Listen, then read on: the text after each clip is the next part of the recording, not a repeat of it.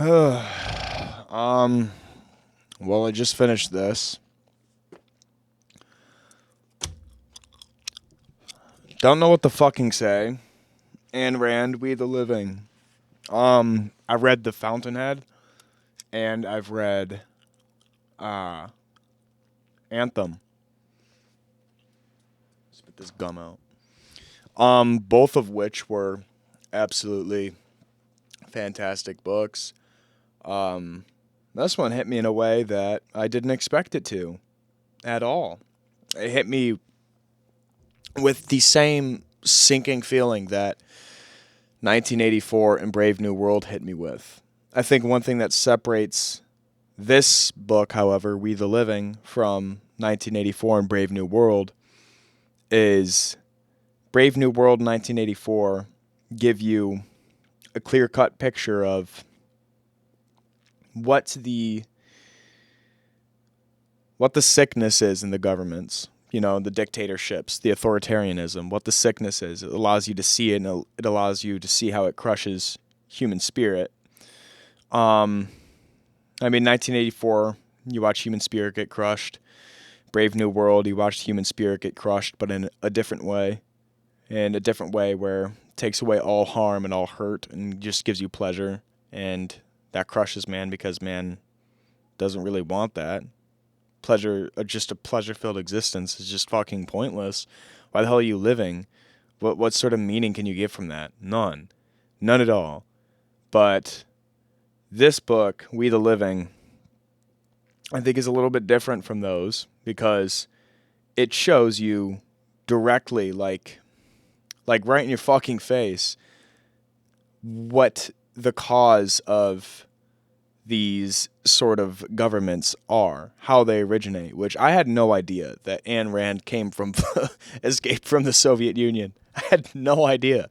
When I finished the book, I read the afterword and mentioned how Ayn Rand herself escaped from the Soviet Union. That just blew me away. I was like, wow, okay, so that fucking happened. Like, while I was reading this book, I was thinking about trying to research more on Soviet life, what life was like for the individual in the Soviet Union to see how this book paired up to that. But oh my God, it makes the book hit even harder when you realize that she fucking lived through the Soviet Union. And so this book that she wrote, which takes place in the Soviet Union and its authoritarian government, or its dictatorship, everything she writes about is from personal experience. It's shit that she saw while she was living in the Soviet Union. Oh my God. And her opinion, at least the conclusion that she came to from escaping or developed over time or the observation she made while in the Soviet Union was that collectivism and collective thought destroys man and turns him into an empty shell, a fucking husk of a creature. Just collectivism kills man's spirit. And again, this goes back to the first video I made, which I talk about something I've thought about, which is trying to define what it means to be you. And well, my idea was there when I was talking about it is you are you, right? You have your name. Your name classifies you as your own individual being. But what exactly is that individual being? Well, one thing I thought was that individual being is a mix of your consciousness, so your self-awareness that you have within your own body, mixed with your life experiences, everything you've encountered. So your consciousness forms ideas about them and opinions about them and feelings towards them. That's you, plain and simple. So yeah, inherently, each and every one of us is an individual, because that is a fact. You can't change that fact. You can't have a human born into the world without a consciousness. You're conscious. If you can think and talk and stuff, you're fucking conscious. And then you can't avoid having life experiences. That's a consequence of being born into this world. So everybody is an individual at heart. And that's one thing Ayn Rand was trying to get across was through writing this book was she believes man is an individualist at heart, no matter how much he wants to adopt collectivist thought. that he can't escape his individualistic roots. And when he does, things just go south. And I kind of teared up at the end of the book. I'm kind of tearing up right now. I had no idea that she experienced everything that she wrote about in that book. That book was very dark. And I thought to myself the whole time while reading it, man, this would be horrible. I can imagine, like, not going to go into depth, but I can imagine some parallels, like growing up in a household where your dad's an authoritarian figure, right? An abusive household. My parents ended up getting divorced, all that. You growing up in that world, that taught me and gave me this feeling inside of me that whenever he fucked up, I wanted to get on my dad's ass about it. I wanted to stand up to him, stand right in his face and say, you know, screw you. And that gave me this overwhelming feeling of, I don't quite know how to explain it. Meaning, I guess, would be what you call it. This feels perfect. This feels as it should be, standing up for yourself and how you want to live your life. And that's what Ayn Rand advocates for, especially in this book, which is you are an individual. Sorry, you cannot run from that fact. You are an individual. If you try to run from that fact, you try to adopt collectivist thought patterns and collectivism as an ideology, if you start to adopt that, then things are going to go downhill for you and your society because you're living as something that you're not. You're denying yourself your life. That to me is really fucking... God. Dog. That to me is really dark.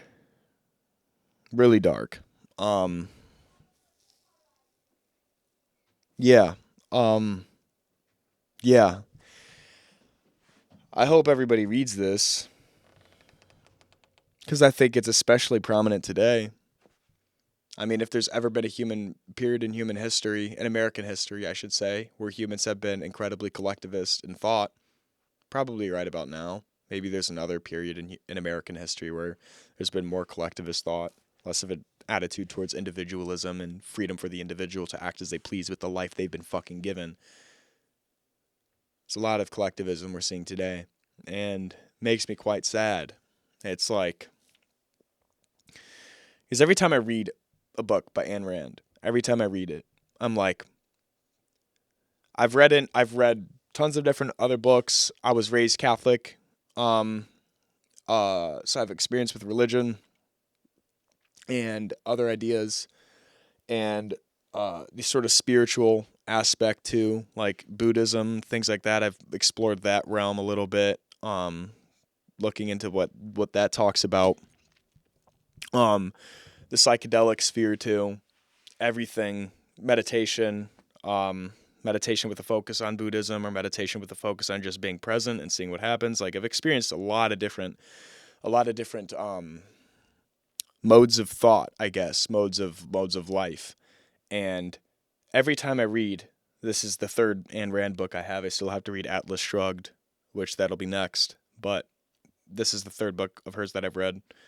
And this is the third time that after I finished her book, I have been like, wow, I think she's spot on. I think she's spot fucking on. I really do. And it's sad because when you think an ideology like is pretty spot on, you know, kind of becomes like with individualism.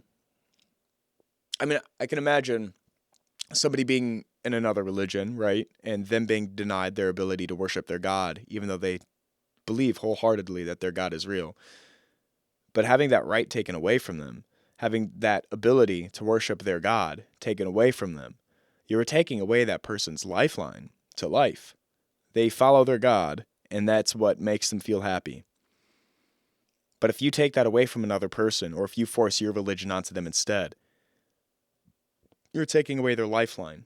And I think, yes, Ayn Rand's philosophy is individualism or objectivism. I have to read her nonfiction books too, where she explains it better. But, you know, just from her fiction, you can summarize her, you know, philosophy. It's all about the power of the individual, that it's best to live your life as an individual. Like, yes, that philosophy has its merit, but also I think in general, something that that comes from that philosophy too, instead of trying to force you to think and act exactly how she wants you to, this philosophy sort of just says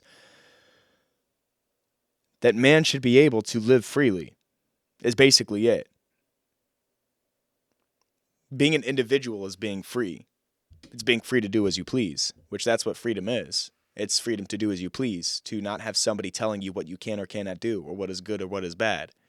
Like, obviously, if we're going to have a civilized society, you can't go around murdering people. So if you go around murdering people for no reason, yeah, you're going to go to jail. If you start committing crimes and breaking businesses and hurting other people's freedoms, then yeah, you're going to go to jail.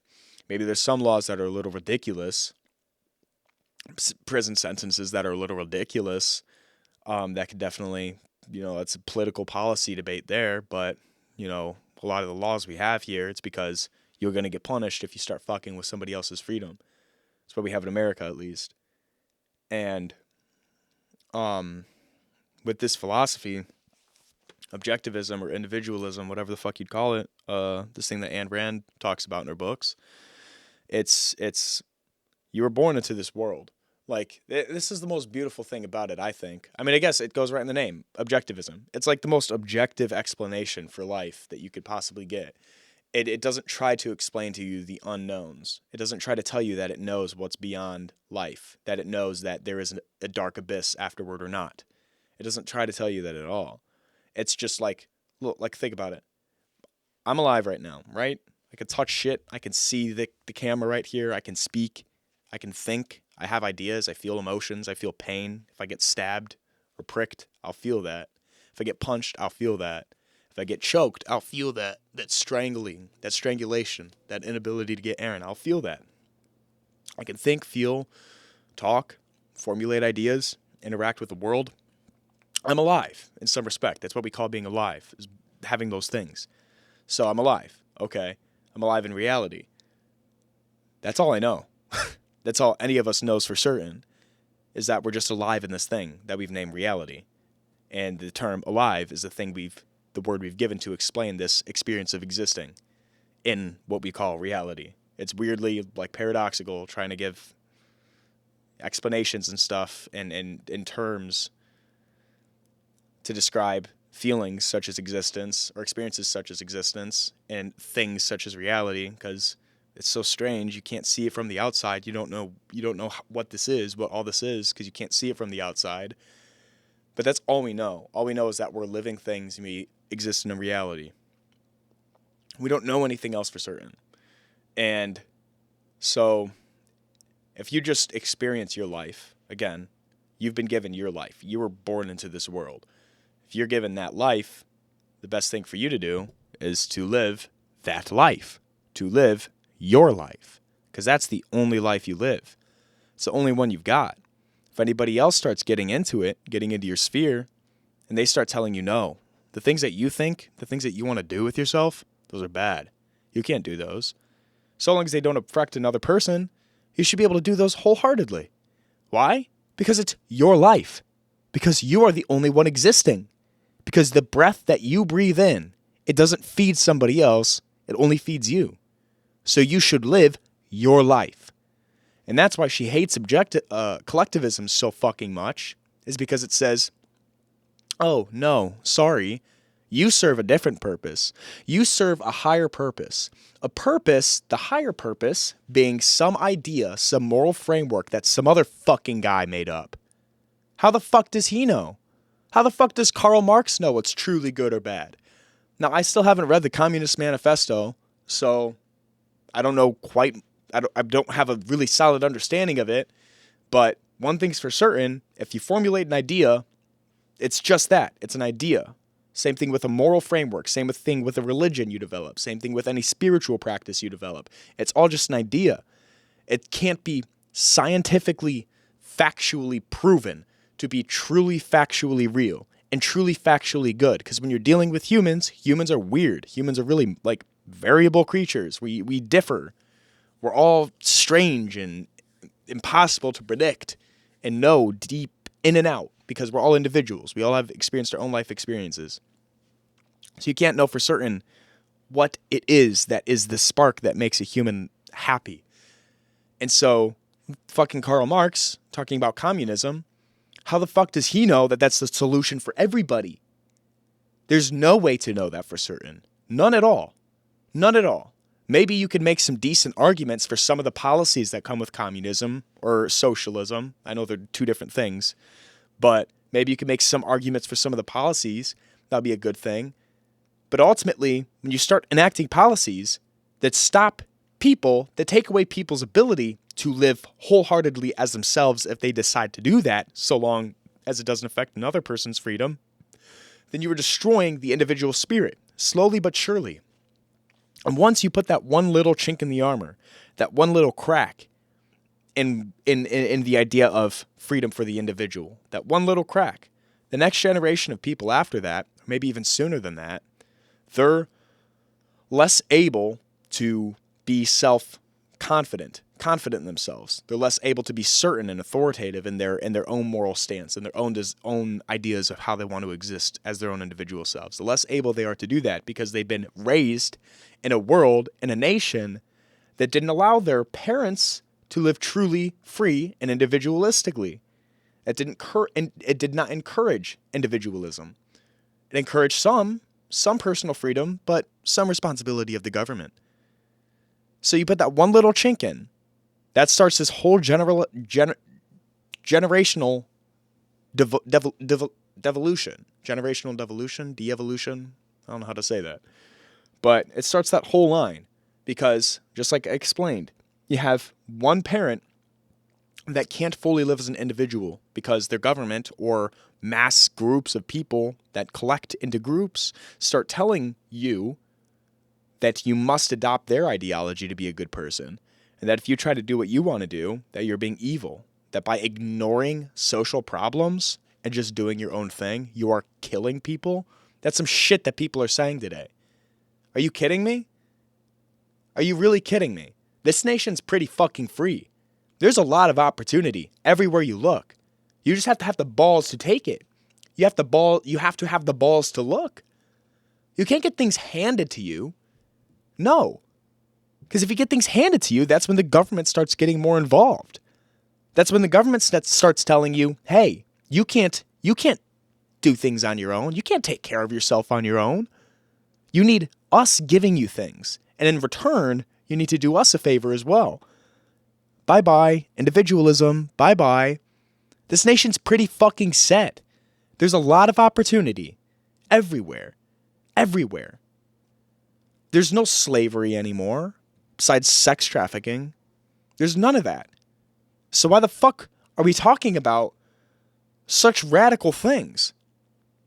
Such as enacting socialism, enacting communism. Because we need it. Because capitalism is killing people? How is it killing people? The only people that are getting killed are those that don't pull their balls up to go create opportunity for themselves, to go find it, to go do something. That's the only people that capitalism's hurting. But even then, it's not capitalism's fault. It's people being lazy or people not being raised right, which is unfortunate, but that's going to happen in any fucking nation, any fucking society. There's going to be children that are raised by shitty goddamn parents. That's a fact. You can't avoid that. You could try to... That's one good thing about social media is people who have been raised in really shitty circumstances, they can hop online and hear other people talk about ideas that they've never been exposed to. Then hopefully that can help them become strong. And it can fill in those missing pieces of information and their worldview to allow them to thrive as an individual. That's one good thing about social media, but there's also the bad thing, which is one person can get on here, just as I'm doing, and start talking their shit. And start talking their shit as if it's certainly true. And then expect, as if it's certainly true, and then the people that are watching it, if they don't understand their own individualism, or they don't have their own sense of individualism, then they get adopted into an ideology, and then they can't think objectively anymore. Because if you're in an ideology, you can't think objectively. You can only think objectively and rationally if you are an individual. Why? Because then you have a recognition of, okay, I'm sitting here and I am thinking about the world around me. I don't have ties to one belief system or another. The only thing I seek is to find the closest thing to truth as I possibly can find. So then you start experimenting. You start thinking about things. You start thinking about different ideas. You start thinking, Mary Jane said that socialism is something we need today. Is it really? Maybe I should think about that.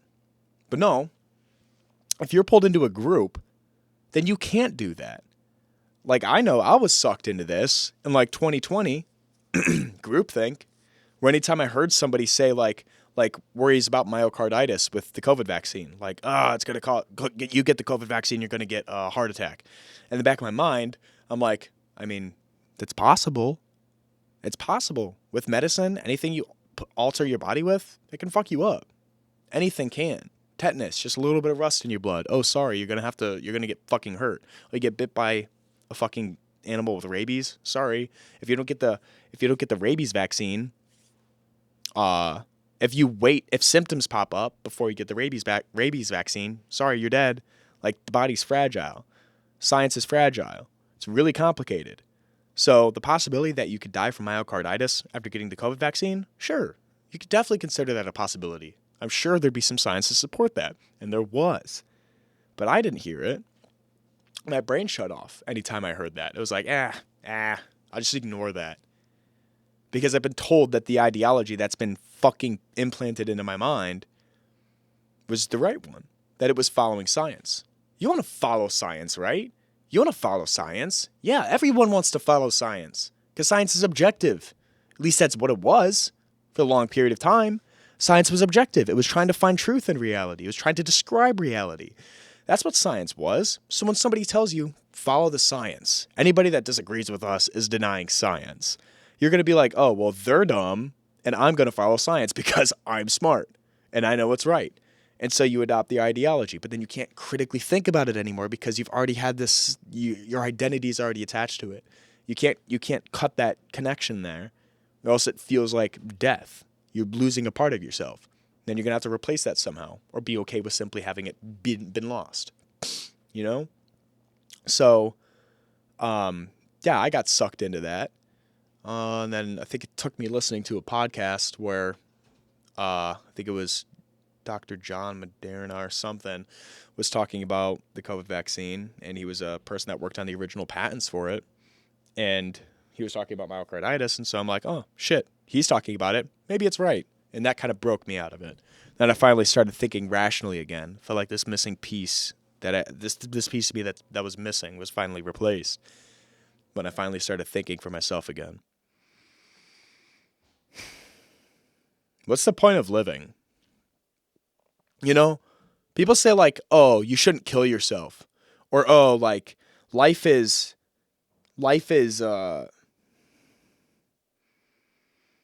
you should just keep on living because you're alive. Like, don't kill yourself. Life is worth living. You have so much to live for. There's so many good things to do. I mean, but why? Why do you continue to live? What's the point of it? We don't really have that conversation anymore. Should we have that conversation? I don't know. Maybe not. Maybe we don't need to. Maybe you're best if we just don't talk about it ever.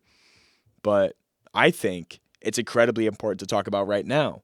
Because if you're trying to radically change life for every person in the world, which a lot of people in America are trying to do, they're trying to enforce their beliefs on other people instead of just having their own beliefs and fucking about in whatever ways they want to fuck about in. Now they got to start making other people follow what they say is right, what they say is good. So I think that makes you have to talk about, okay, well, what's the point of living then? If you're trying to radically alter human life, human existence, what it feels like to be alive, if you're trying to radically alter that, then you have to understand, okay, well, you have to have a good idea of what it means to be alive, why you should stick around, you know? Otherwise, if you don't understand why we should continue to stick around, how the fuck can you devise a good framework of what it means to live a good life? You have to understand why you should stick around first, right? Now, I think, and I fully agree with like Ayn Rand in this sentiment. I don't know if she would put it exactly the same or not, but here it goes, is that you were born, just as I was talking about earlier in the video, you were born into this world. You breathe, you have senses, you have a conscious mind, you can think and you can feel. You are alive. You were born as you, as nobody else but you, one singular person, one singular soul. That's you. You are the only one that has the right or the ability, plainly, to live it. The only one that can do it. It's you. It's only you. And so that's why in her books, she always refers to it as so sacred. It's because it's like a god. It's like a god, this existence. It's this magical thing that you can't know for certain what it is. But all you know for certain is that you are the one that's living it, that it is your existence and yours alone, and it should not be tampered with. It should not be played with lightly.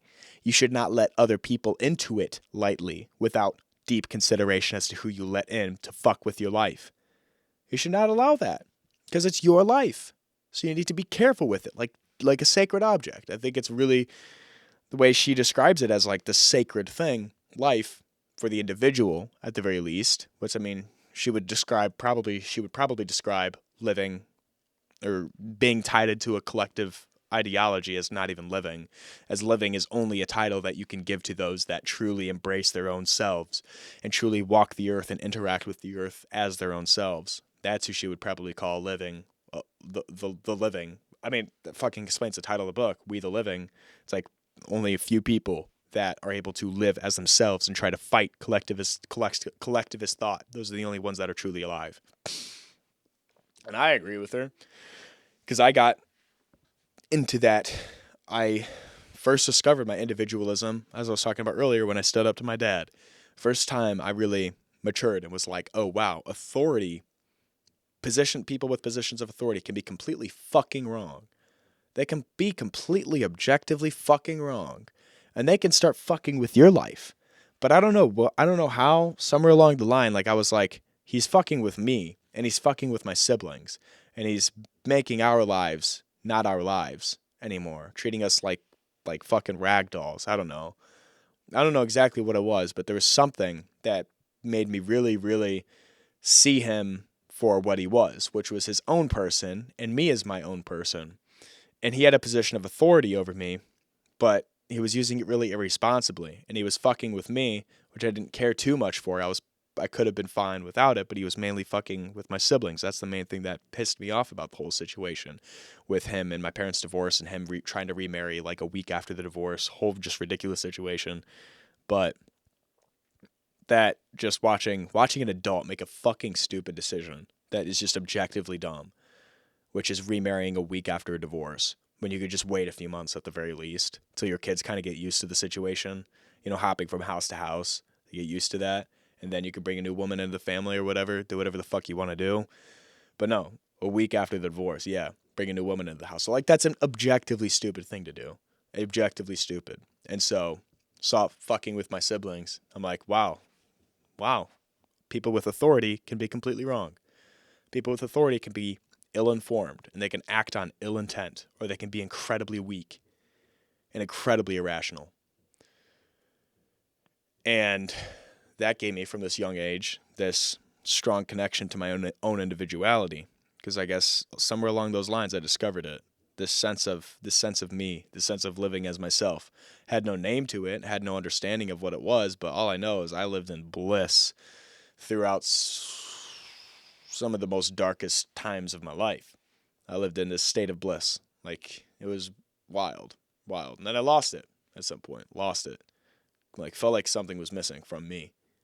And it was just a connection to the understanding of I am me and living as me. People started to fuck with, getting in my head somehow. Just this groupthink and everything has been getting louder and louder. It started to get into my head. Because I think that's one thing too. One thing groupthink's really good at is manipulating people. Humans have empathy, right? The ability to empathize with others, which means to put your feet into their shoes, to feel what they're feeling so you can understand when you're talking with them, see where they're coming from. It allows you to socialize better, to understand other people better. People have empathy. That's a human trait. People who don't have it, they're classified as I don't know if it's psychopaths or sociopaths or both, but it's pretty regular human trait. It's like pretty normal. Most people have it. But one thing groupthink does, or just collections of humans do, is take advantage of people with empathy.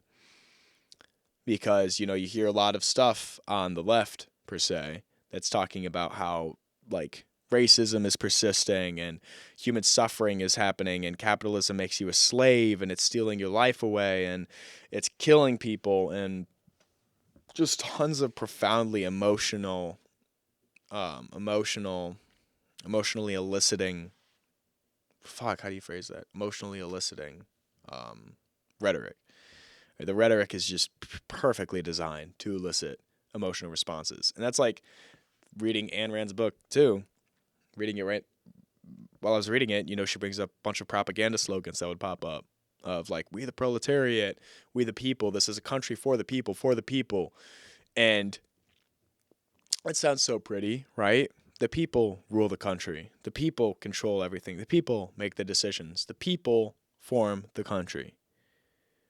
But when you actually look at what's happening in the book, in the Soviet Union, at least the early Soviet Union, it's pretty dark. Yeah, pretty dark. People are killed when they start to just do things on their own, even if it doesn't impact their neighbors in any way, because they're looked on as trash, as bourgeois trash, because they go against the narrative of the proletariat, even though it doesn't affect anyone. Why should you care? Why should you care what other people do if it doesn't fuck with you at all? Why should they have to agree with you wholeheartedly? It's impossible. It's nearly impossible that you're going to meet somebody that's going to agree with you in every single respect on an issue, in every single respect. Like, broad term, yeah, but if you get into the really nitty-gritty details, there's going to be a few disagreements that you're going to come across when it comes to discussing one idea or another. Especially when it comes to, like, what's the meaning of life and religion and all these things. It's going to get really complicated. Because we're all very different. Sorry to burst your fucking bubble, but a lot of us are really fucking different. Because we've lived through different life experiences, and you could argue that maybe each and every one of our consciousnesses is different too. The soul, I guess. The thing that makes you you, the uniquely you spark. Why the fuck are you going to try to convince somebody that's different from you to follow you? Why? What's the point in that? Can you not be satisfied living your own life, being your own self? Does that not satisfy you? Do you really need to break other people down and not allow them to live their own lives and force them into your group? By convincing them that they are trash, racist, homophobic, transphobic, vile scum of the earth human beings that want genocide to everybody that's different from them? That's what you call them if they just want to live differently than you? Are you kidding me? Are you actually kidding me? It has to be a joke. I mean, no, it's not. There's just some fucked up people out there. Some fucked up people. Like, this is so simple. This is like a basic concept, right? That I am me, you are you. Let's do each other so long as one of us doesn't start fucking with the other person. If one of us starts fucking with the other person's ability to do things, then yeah, we're going to have an issue. But if you just do you and I just do me, I can disagree with you and you can disagree with me, but that's fine because we're confident in what we're doing because we're living as ourselves, as our own individual selves. The more you get angry at people, the more you try to pull them to your side, the more it looks like you cannot be satisfied on your own right following whatever it is that you're following. The only thing that will give you satisfaction is if you turn everybody into a little mini you. Now, what kind of a narcissist does that? That believes in order to have a truly good society, they must have everybody else in the nation be just like them. That sounds narcissistic as fuck to me. That really does. I mean, really? Are you kidding me? You don't see value in another person just because they're different? Just because you guys disagree politically, on economics, on geopolitics, on trade relations, on whether or not it's good or bad that America's present in other countries, just because you disagree on those things means that the other person's evil? Are you kidding? Are you kidding? The only thing that makes you evil is if you actively do evil things to other people, as if you actively physically harm them, or if you actively deny them their right to live as themselves. That's the only thing that makes you evil. Maybe evil's not the right word, but seems like the right word, because you're denying people the one thing that they're given in this life for certain, which is their fucking life, to live however they please to. You kidding me? I can't believe so many people today are doing this. I can't believe it. I spent so long trying to rationalize or empathize with them, because I used to be decently far on the left, as I talked about, like around 2020, like probably 2019 to 2021. I used to be pretty far on the left because I thought it was a good thing for people. I thought it gave people the most freedom. I thought it protected people's rights the most and their freedom the most. But no. What we're seeing today is a lot of people on the left so self-conscious and so uncertain in their own integrity and their own following of whatever moral pathway it is that they're following, that they cannot be satisfied so long as it is just them following it. They need to get everybody else to follow it with them. Now, I'm sorry. I'm straight. You can be gay. You can actually be trans. And I'm not just talking about people that like damage children. They get online and see shit, see some random person who hasn't even got their fucking GED or anything like that, telling them that they're trans because they get social anxiety or something like that, or because they're going through puberty and they feel uncomfortable with their genitalia. I'm not talking about that. Like an actual trans person. If you're gay, lesbian, bi, actual trans person, I don't fucking care. You do you. It's your life. I don't fucking care. Just don't tell me that I'm horrible for being straight or white. Where's the fucking logic there? You do you. I do me. That's what freedom is. That's all it'll ever be. Start slapping freedom on other concepts, such as groupthink. It's freedom to blanket every minority under the same socioeconomic status. That's freedom, because it's true, because it's good. Because now we can start making economic decisions to benefit them.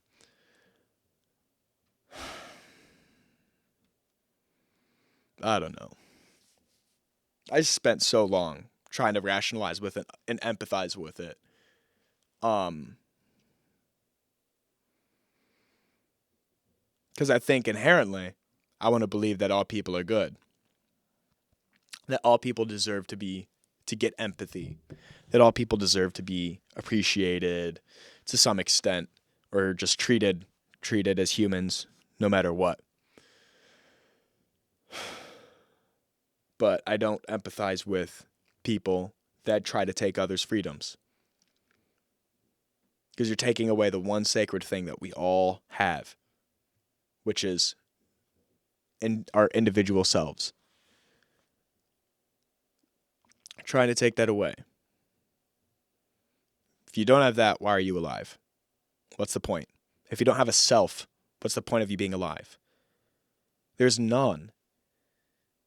You're just going to keep floating through life until you get to your deathbed one day, and then you're like, you either just fucking fade off into an ignorant bliss fucking thing, or you're like, oh damn, I wasted my life not being myself, not living as myself and following my ambitions, my dreams, and just not living as I want to.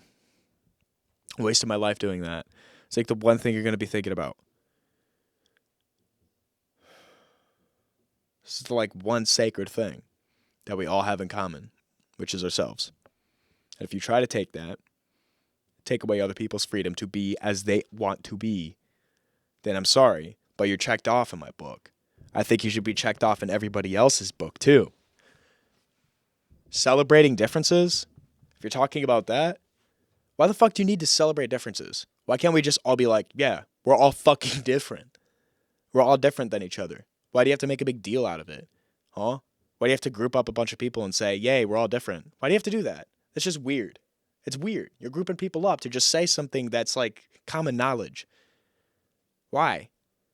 What's the point? It's kind of creepy because now all of you guys are chanting the same shit and none of you guys feel fucking real anymore. If you have a conversation, you say one thing and this person cringes up. Ooh, I can't hear that. Ooh, that's the bad thing to say. You're not allowed to say that. Hey, I'm sorry, but you can't think that. Fuck you. I'm alive. I'm alive. This is my life. I can live as myself. Why are you guys grouping up? What's the point? We're all different. No two people are exactly the fucking same. Why does it have to be celebrated? Why does it need to be talked about? Why? Why can't we all just live? Live as yourself. Do your own thing. Like religion. I've said this before. I'm not religious. But that being said, religion has existed for hundreds and hundreds of years throughout human history. So they put a lot of thought into constructing it into what it is. Like one thing, what would you call it, parable or whatever, Christianity or Catholicism. Again, I always get those mixed up. But love thy neighbor as you would love thyself. If you kind of like say it a different way, love thy neighbor as you would want them to love thyself, it's pretty much you saying, treat your neighbor as you would wish them to treat you. Let them be them so long as you can be you. That mutual respect, that mutual understanding there. Now imagine a society where everybody lives like that. If you really like see issues with the modern world, how much of the issues that you see and that you feel towards the modern world would simply wash away if every single one of us lived that way? If every single one of us said, all right, look, I don't care who you fuck. I don't, because it doesn't pertain to me at all. I just don't even care to think about it because it has nothing to do with my life. This is my life, and I'm going to die one day, so I care to live it as I'd like to live it. So I hope you understand that just as I understand that. Your life is your life too.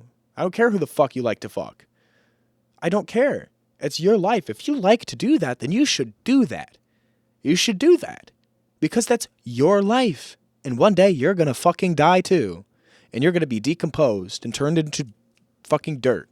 You're going to be eaten up by worms and gnats and grubs and shit. And all the flesh that makes you you now is going to turn into nutrients in the soil. And then that shit's going to be recycled into trees. And that shit's going to grow into fruit. And that fruit is going to be eaten by other people. You're just going to be recycled. And you're going to be dead. So why would you not live as yourself? And why would you try to take that right away from other people to live as themselves and to have their own opinions, so long as it does not physically fuck with another person? It's like childish. It's a childish concept. Like this is some shit from preschool. We've really devolved so much as a society. We're really so fucking immature. It's so disappointing. It's so disappointing. I had such high hopes for humanity when I was younger. I was like, yeah, we're going to go places, man. We're cool. Humans are cool. They are. That hasn't really changed. But some humans are cool. A lot of humans are pretty gross. A lot of humans are pretty sick. They're pretty baby-like. Even though they're fucking 28 years old. Still like fucking babies. 45 years old. Still a fucking baby. There's a lot of babies. Grow the fuck up. Grow the fuck up and be yourself and let other people be themselves. It's not that hard of a concept. Grow the fuck up.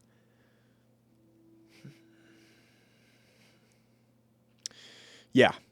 So that's that. I hope that we do grow up and that we don't turn America, this, despite how people feel about it now, like 2017 to 2019, right there, probably like the best period of life in all of human history. Look into history. If you think the world's bad today, look at history. Look at World War I. Look at World War II. Imagine living through that.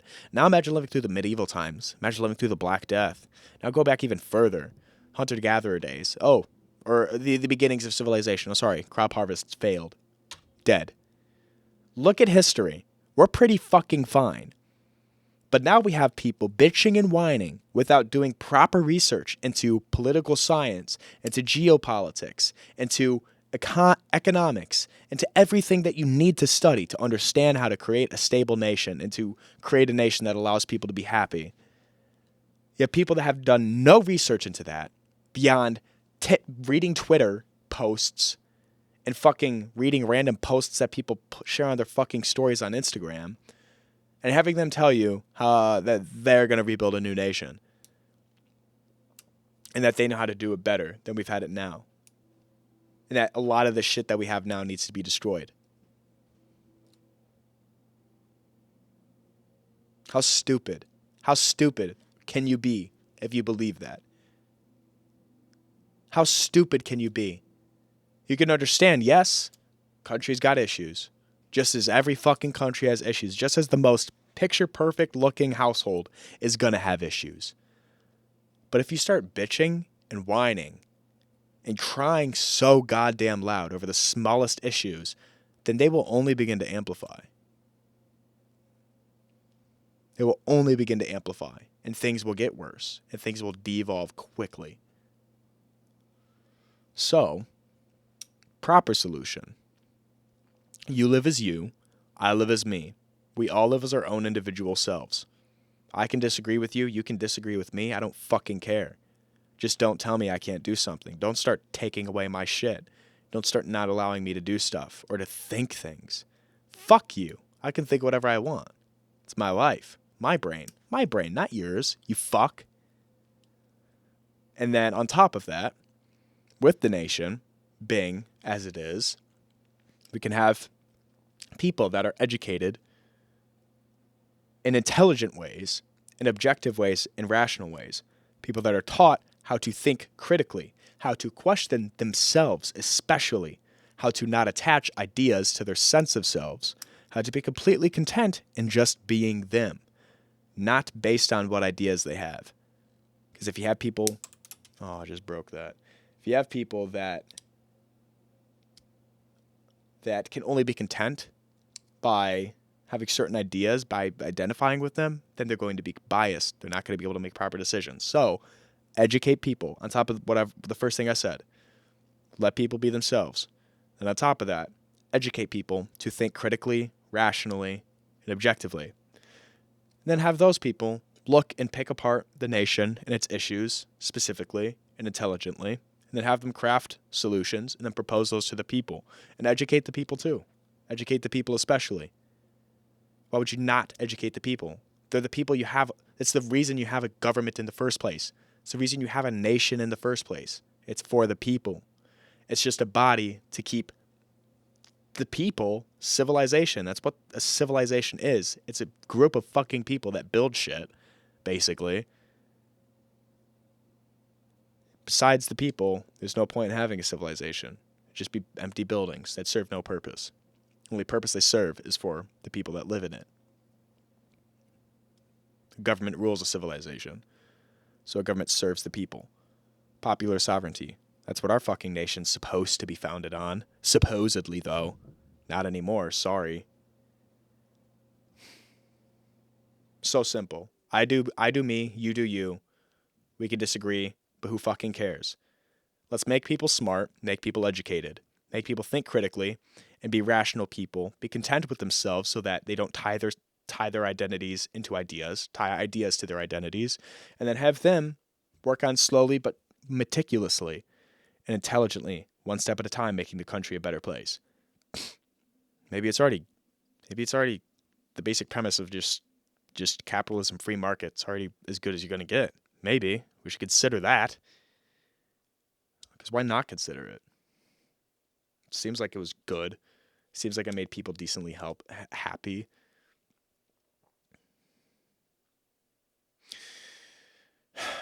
Like, how simple is that? Maybe I'm completely jack fucking wrong, but I don't think so. I think that's pretty rational. I think that's pretty reasonable to think.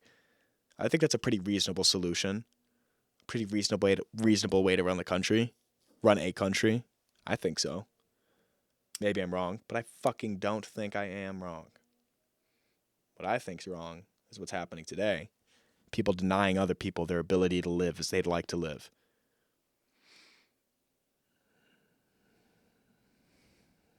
Gotta be sick to do that.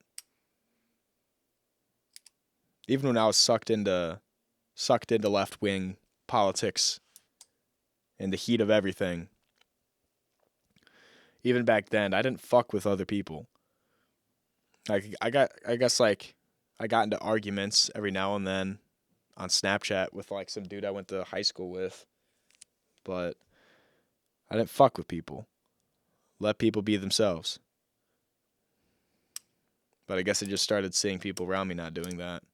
Then I started to think of where I was, and then realized that I was wrong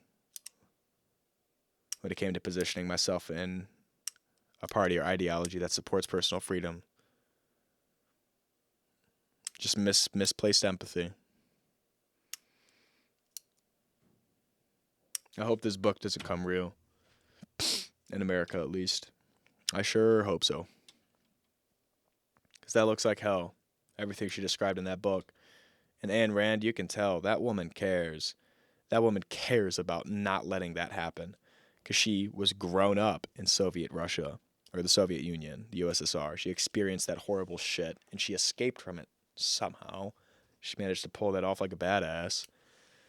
And now she's saying, she saw back in like the fucking 1930s.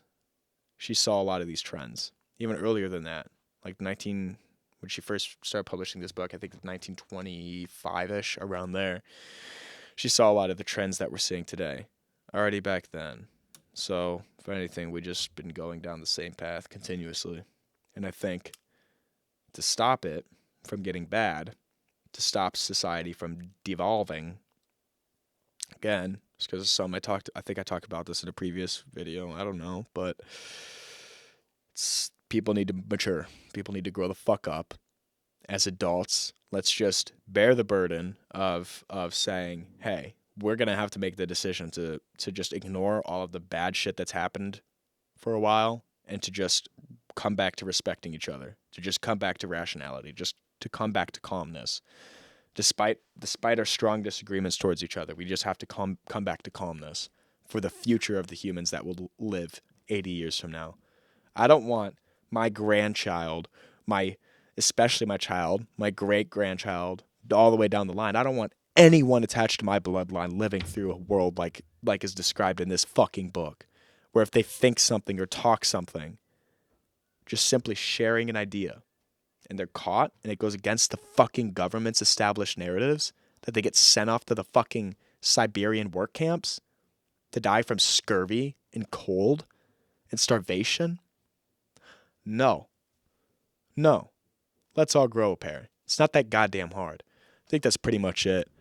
Read these books, please. If you made it this far, thank you for listening. I hope you got something out of this. Hope you got what I was trying to convince you of, which is to chill out for the most part, in a general sense. Please read Ayn Rand's We the Living. Very good book. If you want to get a jump start to her philosophy, you can read Anthem too, because that book's pretty short. It's a really quick read. If you just want to get like a little jump start and try to understand what she thinks before jumping into one of her bigger books, like the Fountainhead and Atlas Shrugged are huge. But God, they're good. She writes some really thought-provoking things. Please read this book, Ayn Rand, We the Living.